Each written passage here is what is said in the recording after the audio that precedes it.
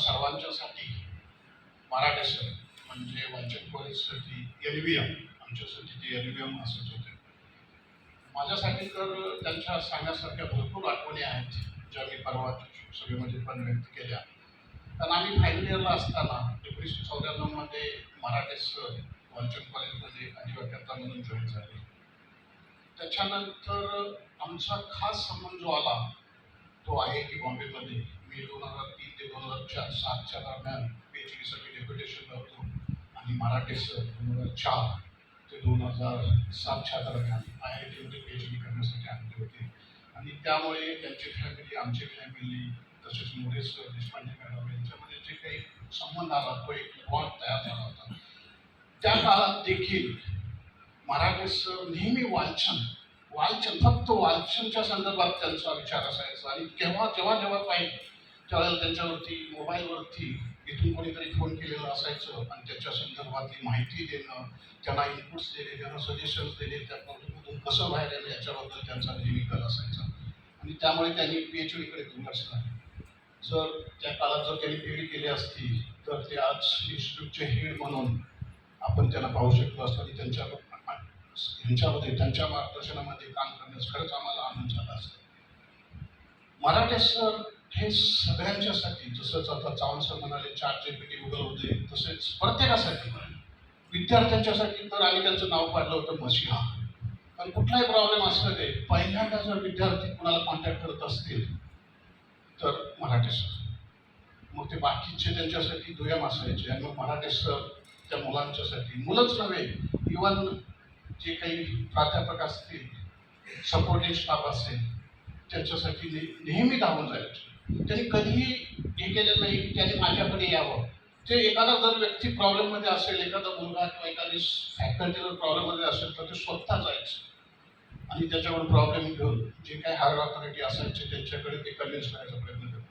त्यामध्ये त्यांनी एक्सला मदत करायची, वायला मदत करायची असं कधीही हेतू नसायचं. ते इंडिपेंडेंटली कुणालाही मदत करायची. मी फक्त एक्सलाच करेन, वायलाच करेन, पर्सन डिपेंडंट. त्यांच्या कुठल्याही मध्ये मी पाहिलं आहे माझ्या काळात, ज्यावेळेस माझ्याकडे चान्स होता 3 वर्ष, त्याच्यामध्ये मराठी सर नेहमी मुलांच्या भल्यासाठी, प्राध्यापकांच्या भल्यासाठी. मग एखाद्या वेळेला नियम असतो सर, जाऊ दे थोडे हे करून. कधी कधी मला त्यांच्याशी रागवायचं देखील, मी रागवत पण होतो, सर तुम्ही नियमांची कधी हे करता. पण त्यांचा उद्देश, त्यांचं जे काही त्यांचं हे असायचं ते फक्त भले असायचं. त्यामुळे आम्ही देखील कन्व्हिन्स होऊन त्यांच्या कलेनं कधी त्यांनी वाईट कुणाचं चिंतलेलं नाही. खरं म्हणजे 26 मे रोजी ते कार्यक्रमामध्ये ॲक्टिव्ह होते. त्यांच्याकडे काही रिस्पॉन्सिबिलिटीज दिलेल्या होत्या, जबाबदारी होती, त्यांनी चांगल्या प्रकारे पार पाडल्या.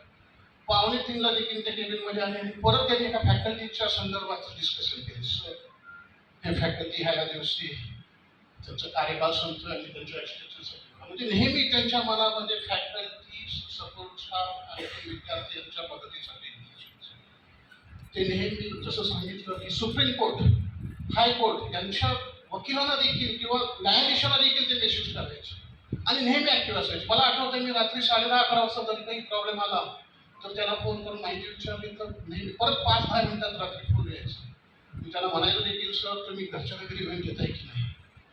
एकदा आमचं बोलणं मराठी वाहिनीशी देखील झालं आणि त्यावेळेला मी त्याला भेट घेऊन टाकलं.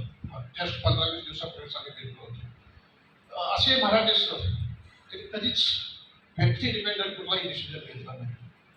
खरं म्हणजे त्या दिवशी त्यांचा शेवटचा मेसेज 9:52 रात्री 9:52, जो हायर टेक्निकल एज्युकेशन एक मोठा ग्रुप आहे, त्याच्यामध्ये vice chancellor, professors, faculty, senior faculties, education related ऑफिसर्सचा ग्रुप आहे. त्याच्यामध्ये त्यांनी 9:52 शेवटचा ग्रुप मेसेज पाठवलेला आहे.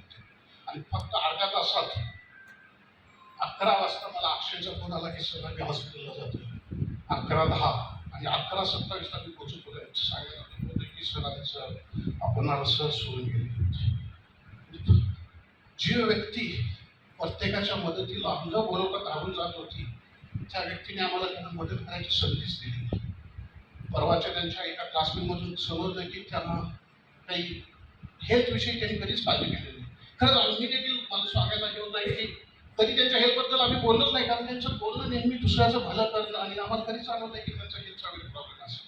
त्यामुळे त्यांना मदत करायची संधी आम्हाला दिलीच नाही.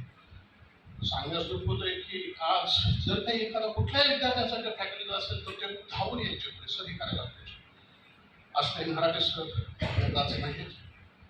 ईश्वरचरणी त्यांच्या आपणास शांती लाभो. ते गेलेल्यांचं दुःख सहन करण्याची शक्ती त्यांच्या फॅमिलीला आणि आपल्याला मिळो अशी इच्छा व्यक्त करतो आणि थांबतो.